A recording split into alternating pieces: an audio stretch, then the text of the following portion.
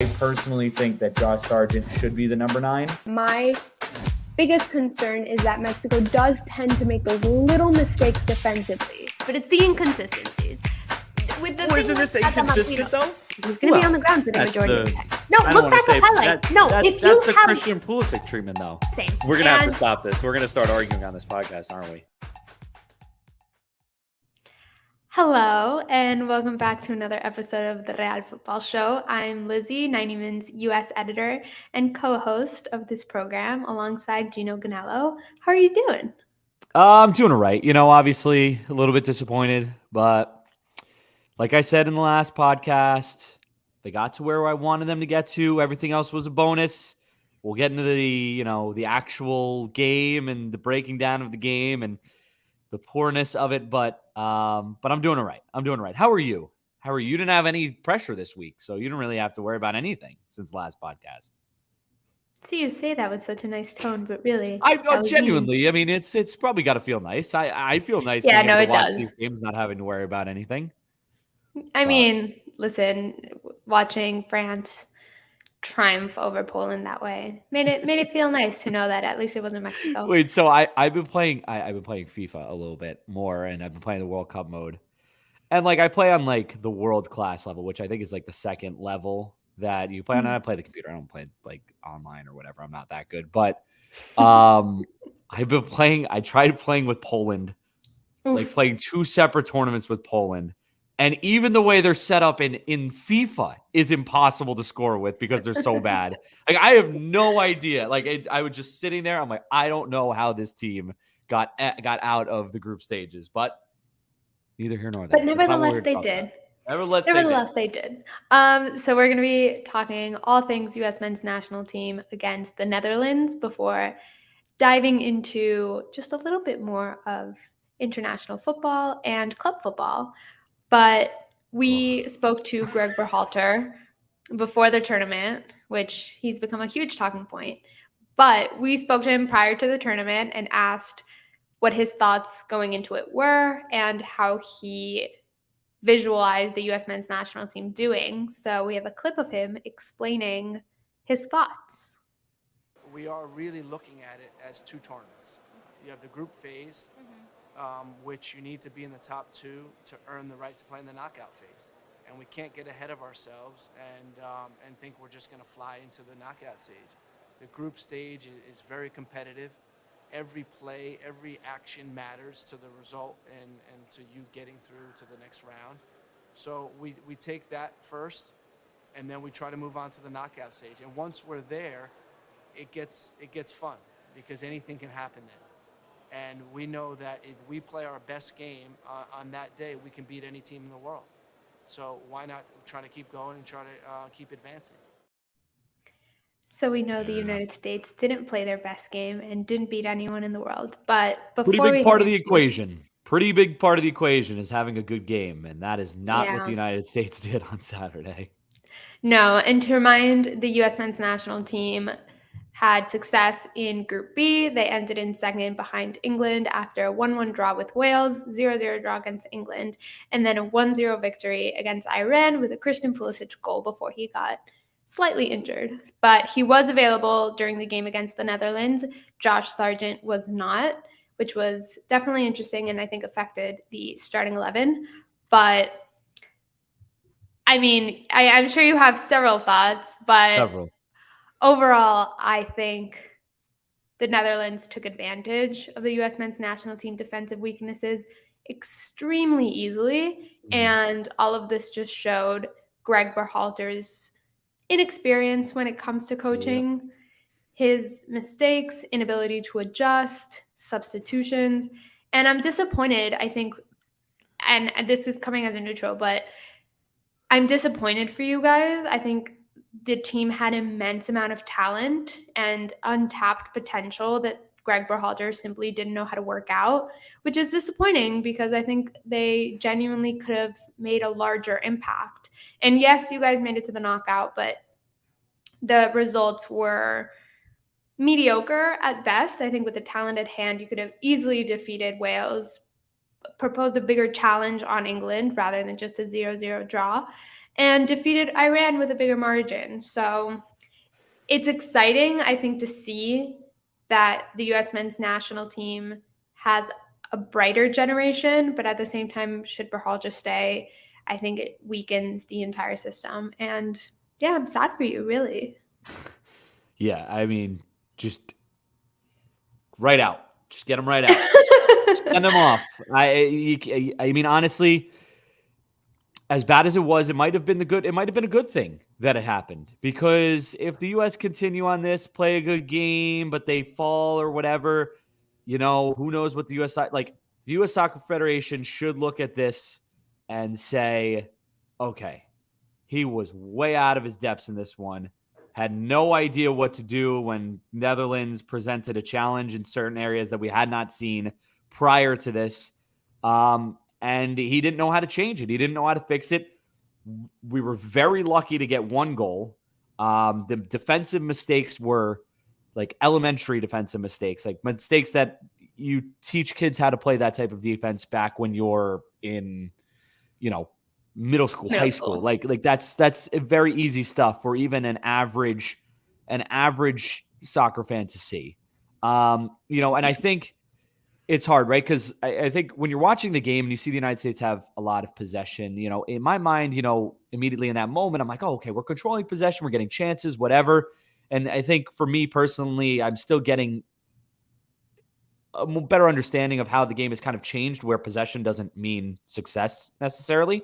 Right. And I still have struggle kind of determining what is success and what is just blind possession that doesn't really mean anything. And I think in other games, the U.S. had possession that, again, was affected by not scoring on their chances, but it was good possession. But in this game, it was a lot of possession by the center backs, a lot of possession by the defense. There weren't many cut breakthroughs of the lines. And I think that in the end, this is exactly what Netherlands wanted to do, because I think even if you look back to the 3 games against Iran, Wales, and England, on the counter, we were good enough, but I wouldn't say we were great. Like, we weren't great defending the counter. I felt at times during those games that we had some issues on the counterattack, and we had neutralized them because we, as a defense, had played really, really well and had a lot of communication. But then in this game, it didn't seem like any of that was working. Obviously, I mean, there were 3 goals. Shots on target were equal, but what the Netherlands did with their shots and creating their shots was wildly different from whatever the United States was doing with their shots. Of course, who knows what the game looks like if Christian Pulisic puts away that chance in the 3rd minute. I'm sure, I have to think, at least, you can't be thinking like this because of the way VAR is nowadays and all that, but I would think a little bit of, like, when I first saw it, I was like, he's a mile offsides. I thought he was offside. So honestly, I wasn't even worried about it first. Then I saw the replay, so maybe he had a little bit of that, but you still got to put it in the back of the net. And that I think it would have changed the emotional balance of the game. Yeah, I think it would have changed and given the confidence needed. But at the same time, I just know Greg would have tried to shut up shop and tried to avoid. That's the problem. There's no like, if we scored that goal, there's no foot on the gas. There's no stepping on the throat. There's no pushing forward for a second and really trying to put the pressure on the other team. And we've seen that throughout the group stages. It's what happened here. That's probably what would have happened here. But nonetheless, obviously, we can talk about a lot of different things. I feel like I'm touching a lot of points. Let's get to the exact points that I'm sure you want to talk about, and I can break those down, because there's a lot of them. There's a lot of them. I think let's start from the beginning. The starting lineup, we saw FC Dallas's Jesus Ferreira finally kick off with the U.S. men's national team. He started up top instead of Haji Wright and Josh Sargent, who we knew was unavailable. Yep. Walker Zimmerman made his way back into the starting lineup, coming in for Cameron Carter-Vickers, who stepped in against Iran. And pretty much, I think it was the same formation. I think there was a lack of Gio Reyna until the second half, and then a lack of Brennan Aronson until the second half. Yep. So standard. Surprising to see Jesus Ferreira come in. Surprised personally to see Walker Zimmerman come back in, but that's the way he started. And This is what I'll say about Walker's, right? So much to say about Walker Zimmerman, really. But just the adding him back in the lineup, right? You brought in Cameron Carter-Vickers against probably a very similar type of team in Iran in terms of how they're built up front. Not tall guys, fast guys, guys who are good on the ball.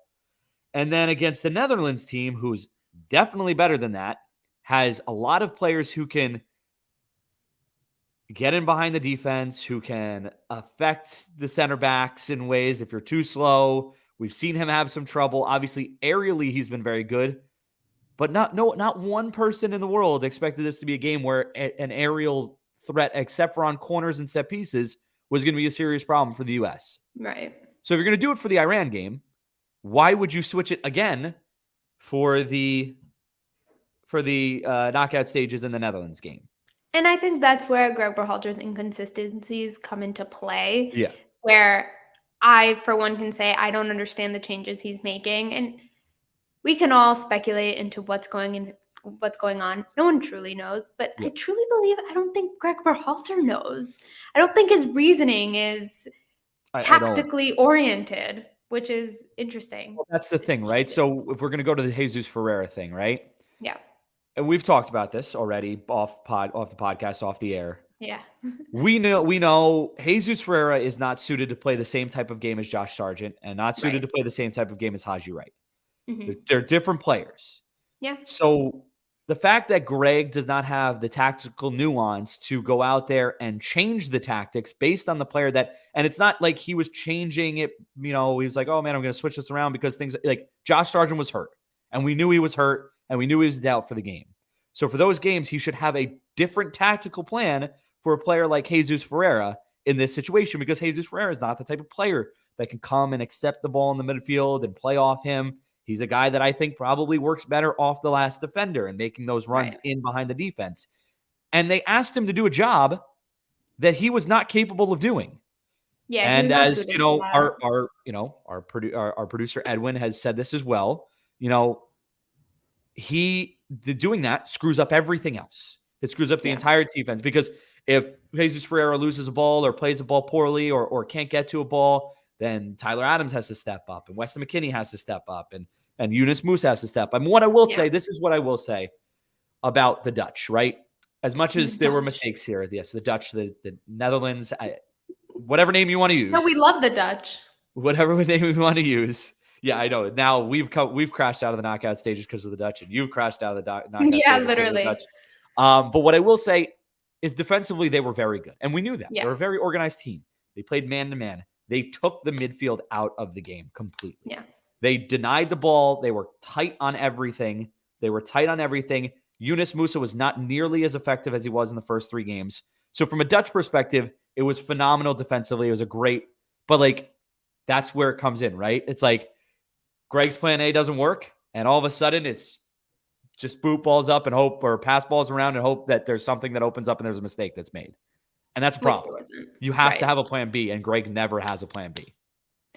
Yeah, and it was concerning in that way. And I think the Netherlands head coach, Luis van Gaal, said it perfectly. The U.S. men's national team and Greg Berhalter did not adjust when they needed to. And we took advantage of that.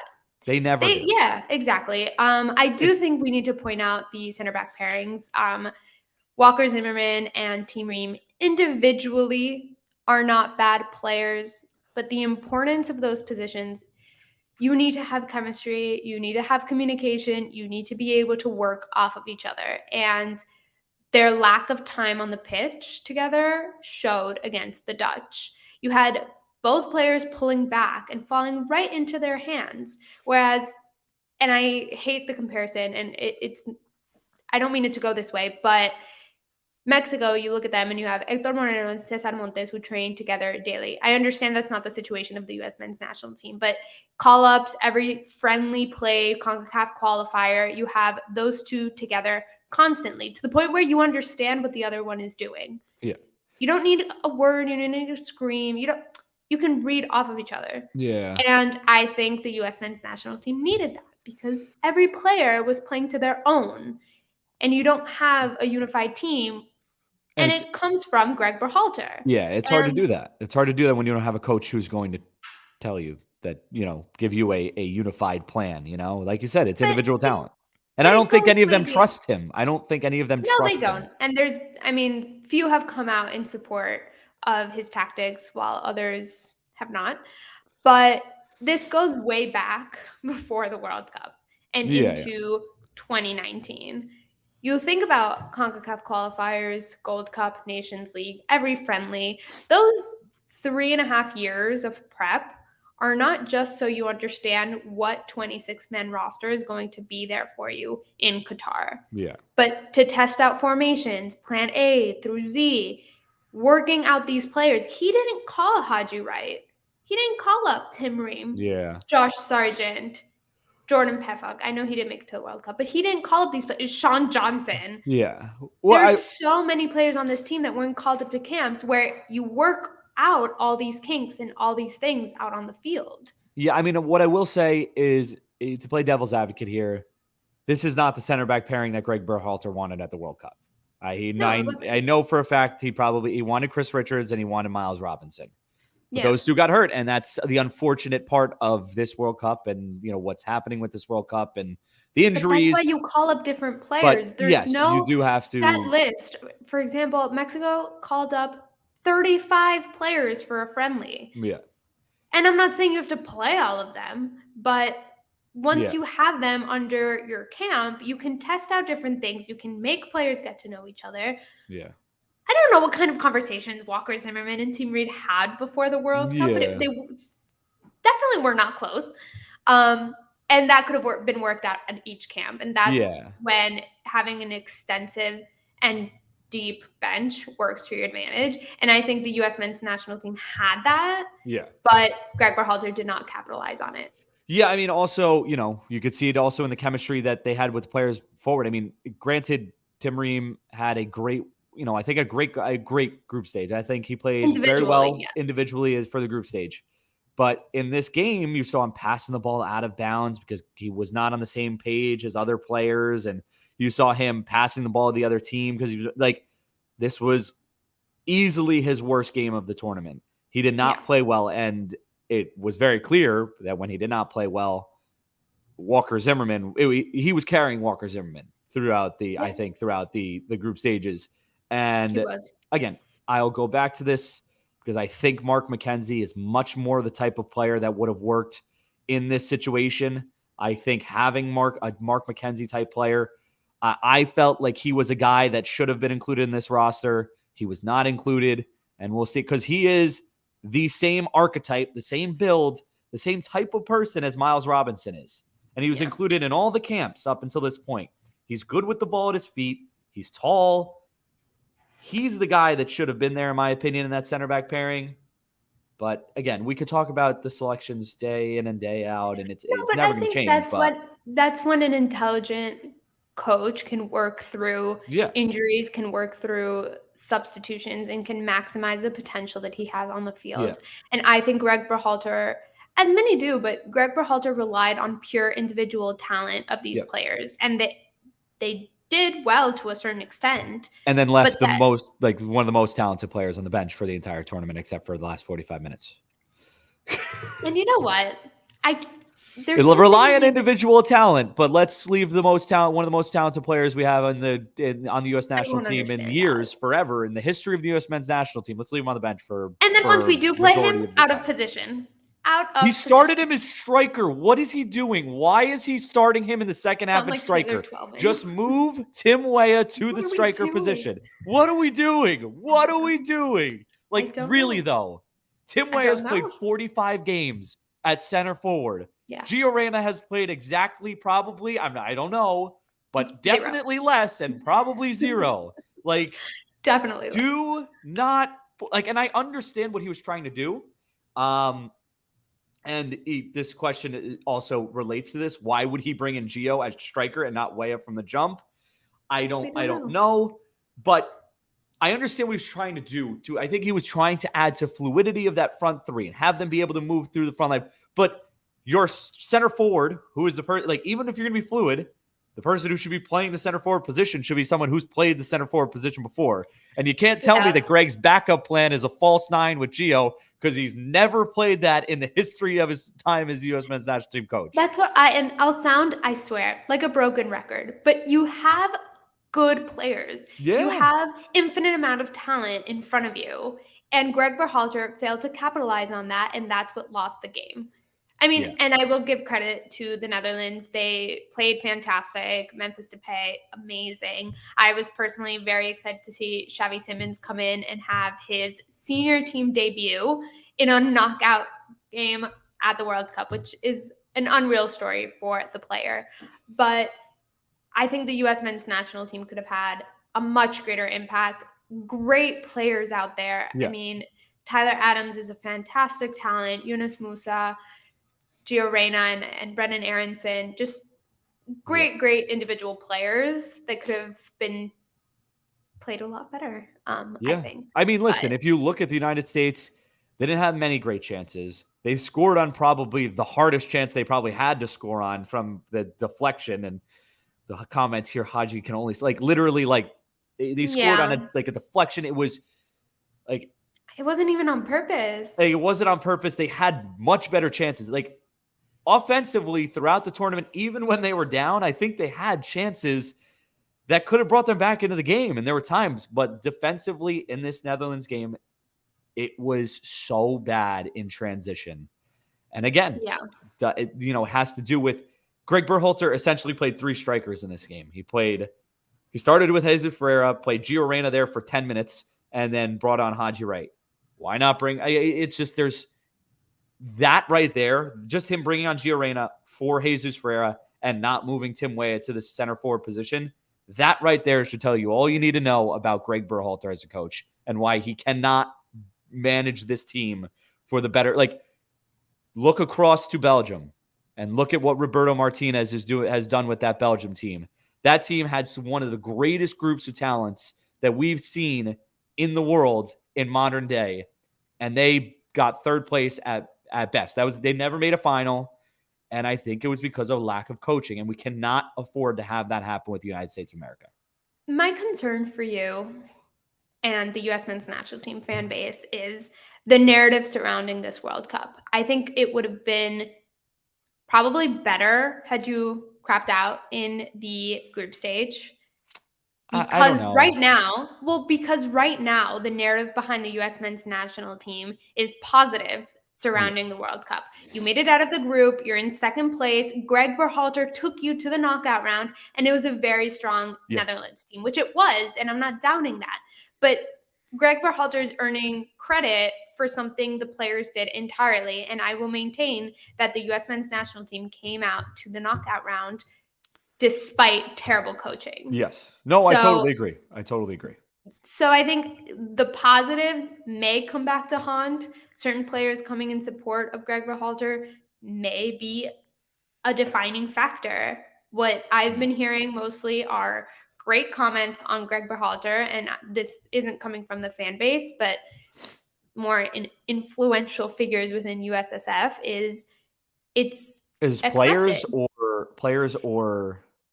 like higher ups. Yeah, I think it's shocking. It's an accepted situation, and what else it was connections. It was help you get a lot of places. My point is, I think there won't be an immediate firing. I don't think so either. Think he'll make it to another World Cup cycle, but just because it's in 2026 and anything can happen in 3.5 years. But this was not seen as the coaching failure that it should be seen as. Yeah, 100%. 100%. I mean, it's on Greg. He should not be the coach. I don't think it's that hard to see. Again, from a footballing perspective, it was bad that the United States did not crash out of the World Cup from a purely on the field perspective. Yeah. From an off the field perspective, as I mentioned multiple times, the United States making it out of group stages, making it to the knockout stages is big for soccer growing in this country. I mean, I was at I was posting videos on the 90-minute account. I went to a place called Football Factory over here in New York City, and I tried to get in there at 8:30 in the morning, and it was already packed inside. There was a line out the door down like 5-6 stores to the next bar that also had people there. Like I love the that. sport, like there's a lot rides on these World Cups to grow the sport Yeah. in the country for the U.S. from a United States perspective. Yeah. So off the field, it was great that we made it to the knockout stages, but from a purely making us better in future World Cups and making sure the blame is put on Greg Berhalter, it crashing out of the group stages obviously would have been the better thing in that aspect. And you kind of saw this after his performance his coaching performance in the knockout game. Yeah. Press conference afterwards, he mentioned that the U.S. men's national team don't have a Memphis Depay scoring Champions League goals. I do want to point out that FC Barcelona currently is in Europa League, but besides the point. And let's be honest, like how many times do we see Memphis Depay pop up on the score sheet for Barcelona? Like how many times is he doing anything for them? Do not blame your players. Do not throw any player under the bus. You have exponential amount of talent on the field. It doesn't necessarily have to be a star in the Champions League. No, of course. But if you play your cards correctly, you can make wonders out of this U.S. men's national team. Let's go back to the COVID year in the COVID year Champions League. How did Chelsea get to the Champions League final? Was it because Chelsea had a lot of good other players, or was it because Christian Pulisic basically put them on their back and led them to Christian Pulisic? Well, yeah, I don't care what Chelsea fans have to say. That champion, them getting to that final was a lot of Christian Pulisic. That was his best year by far at club football. And what about Gio Reyna? Gio Reyna scores plenty of Champions League goals. He acts like we don't have any Champions League players when we have players playing over Europe. And this is, maybe it's I don't know. But to act like we don't have Champions League quality players on our team is the most ridiculous thing I've ever heard, because we do. Yeah. No, and that can be an opinion or whatnot, but it's not the head coach saying this after a 3-1. Yeah, you can't blame that on anybody. You don't go there. You congratulate the other team. You say, I'm extremely proud, which I think he did. Obviously, that was just one of many quotes that were said by Greg Berhalter. But it's important to note that when you say things like that, it sounds like you're deflecting responsibility for what you did, and that you underestimate the quality of the team that you have at hand, which I think how does that make the players unquestionable. feel? Exactly. And I need to point out, and I said this during the game, and I'm sure as fans you were watching different things and nervous about other things, but I want anyone listening to this to go back into the game and watch the moment Brendan Aronson is being subbed into the match. He has a quick word with Greg Berhalter where Greg says something, and you can clearly see Brendan Aronson saying, I don't know what you want me to do. Looking extremely confused. And if that doesn't pinpoint the exact problem of the U.S. men's national team at this point, then nothing will. Oh, Brendan, I want you to go out there. I want you to play striker. Okay, I don't know what you want me to do. How do I do that? Oh, I don't know either. Just go out there and hope you get on the ball, and then hope somebody screws up. But again, Greg Berhalter knows how to talk. He's very good on the political side. Very good. He can be very charismatic. Yep. And we have several clips of the interview that we did prior to the World Cup where he can be heard speaking in great ways of the U.S. men's national team. But aside from that press conference, of course, which I'm sure he was upset about the loss, but that's besides the point. I'm sure he's upset about the loss, but also Greg Berhalter knows that if he goes out there and he's I thought we played, he's never going to come out and say, that was the worst game we've ever played under me. I don't know what happened. Obviously he's never going to say that, but he's always going to come out and be like, oh, well, I'm really proud of the boys. I think we should be really proud of this. And you should be proud that they got it. Again, we talked about this the other day with Mexico, right? And might have been off air, but the United States coming into this tournament is the 16th best team in the world based on FIFA rankings. So as the round of 16, you should get to the round of 16 if you go by FIFA rankings, right? And obviously it's not the case because of how groups work out and everything. And obviously Belgium fell out and Italy didn't make the World Cup and stuff like that. Germany failed out. Germany fell out. And again, just making it to the group stage or knockout stages should make you very happy. Like, that's a good thing. Yeah. That's a thing to be proud about, especially from a United States perspective. And playing the way they did for large parts of the group stages, I think they should be proud about. Yeah. But again, like you said, it's not like that game that we watched on Saturday. There's nothing to be proud about with that game. I mean, maybe like a little bit of resiliency, but like that, like they didn't play a good game, and that's what the end all be all of this tournament should be known for. Yeah. It's like United States came out, they showed who they can be, and in the most important game, they weren't who they showed they can be, and they had no way of fixing it. And I maintain, I think, and I believe it was Kellen Acosta and Walker Zimmerman on Good Morning America today, where Walker Zimmerman maintained, we can beat anyone in the world. That's not something you should probably go out and say 2-3 days later after losing against the Netherlands in the round of 16. I think again, I think like what we'll play against the U.S. men's national team is this bubble of positive narrative that everybody wants to create. I think that will be a weakening point when talking about progress and things to improve, because the team, figures, players, head coach constantly want to push that the U.S. men's national team is doing phenomenally well. And they are progressing. Mm-hmm. I'll give it to them. They have a great generation ahead of them. But if you can't pinpoint your weaknesses and accept them, you won't improve on them. And that's my concern for 2026, and including Gold Cup, Nations League, anything, that the Greg Berhalter and USSF will rely on the backs of the talent at hand instead of improving everything else that needs fixing, so including coaching. Yes, I agree. And this is what I'll say to that, right? We made progress. There should be a positive attitude around the team. But when time comes in 2026, with the crop of players that we have and the crop of players that are going to be available at that point, with the Paxton Aronsons, the Justin Shays, the other players that are coming up through the system, just making out of the group stage is not acceptable anymore. That's not acceptable anymore. There needs to be, continue to make progress and to continue to have a positive aspect out of this.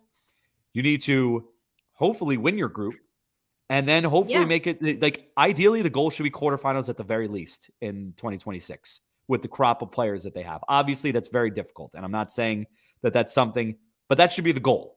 But should be expectations should change. Yes, exactly. Expectations should change. You should not be like, oh, as long as we get to the group stage or out of the group stage, that's perfect for us. The expectation should be higher than that. And there's no excuse for that not being the case. And if in 2026 we just make it out of the group stage and we lose in a similar fashion, or we get beat like 2-0 by another team or whatever, that's a failure in my opinion. So disappointing. Yeah, that's where I stand on that. So we know there's no Concacaf team left at the World Cup. Obviously, Mexico, Canada, Costa Rica, and the U.S. men's national team have all since then gone to their separate ways and countries. So though we will still tune in and talk about the World Cup and everything going on, we will also be transitioning to international news, breaking news. Obviously, we have a hefty transfer market ahead of us, which we've already broken some exclusives on 9demon.com/US and our Twitter accounts. But we'll be transitioning to that and previewing NWSL, MLS, Liga MX, which kicks off on January 6th, is the first of the leagues that we cover to kick off. So really? Very exciting. I didn't know they started that early. That's actually pretty fun there. I didn't know that. Well, because Liga MX, as we will soon teach listeners, is 2 tournaments in each season. You have This is going to be fun. I'm going to learn so much. You have to start watching now. Well, obviously, but they're super fun. Very exciting. We will talk into which team you should support a little bit later on. But as we know, just give me the rival of your team and I'll pick that one. No, that's rude. No, I mean, at this point, we might as well just be the same. At this point, you could just keep it up. You know, it's like Liverpool, Everton, US, Mexico. Maybe let's be on like the same side for once. That seems too easy. Would be nice. But January 6th kicks off the 2023 Clausura, which lasts 17 weeks, 17 games, and then you head into Liguilla playoffs. And then after that, they have a 3-week break, I believe. And then you head into the 2023 Apertura, which is the second tournament of the sporting year. So there's 2 tournaments. The season is split into 2 tournaments of 17 games each, and then heading into extra playoffs. And Leagues Cup, I mean, come on, there's so much And fun Leagues Cup stuff merging with happening. MLS and much fun stuff. Concacaf Champions League Oh man, above a summer of Women's World Cup, Gold Cup, several CONCACAF friendlies sprinkled This in is gonna be throughout so the much year, fun. NWSL, MLS. There's So so we had much it going all. on. There's so much going on. That's going to be awesome. I mean, this is going to be Leagues Cup. I'm very much looking forward to. I think Yeah. it's going to be a real fun tournament. The only problem I have, and you have the same issue, I feel like every single CONCACAF Champions League game is played at 10 p.m. Like, I don't know why. Yeah, but Like, I every enjoy time I that. want to watch that, it's 10 p.m. at night. I'm like, Well, right, guess I got to be you've up till got midnight. something coming your way because Liga MX games, most of them are played at 7, and then the next round at night at 9. So 9 to 11, you're going to be enjoying that. Awesome. Yeah. Okay, that's a little bit better. 9's better than 10. 10, it gets a little late, get a little tired. It's the same thing. But no, yeah, I'm Nothing looking forward to it. That Nations League, Leagues Cup, and CONCACAF Champions League can't wake you up for because there's so many actions. No, yeah, there is it is a lot of fun. Action. It is a lot of So fun. much chaos. I am dreading December 18th coming and the World Cup ending because that means I have to watch Everton again. And I don't want to do I would that. also dread watching Everton. This if last I were month a fan. has been so nice that I'm dreading it. Like it's just going to be like it was enjoyable. The US was playing well. I was enjoying everything. And now I have to go back to watching Everton play and everybody complain every single week about how bad they are.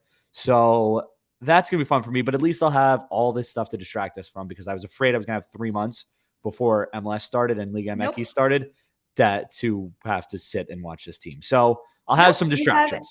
Liga MX coming up and a very exciting transfer market, which is bound to be hectic because of all the World Cup stuff. But to leave you off, we have the likelihood that Bayer Leverkusen will sign Luis Chavez. The club has made contact with the player, and this goes way beyond just the tweet that they send out when he scored in the World Cup that Club Pachuca did respond to, but no.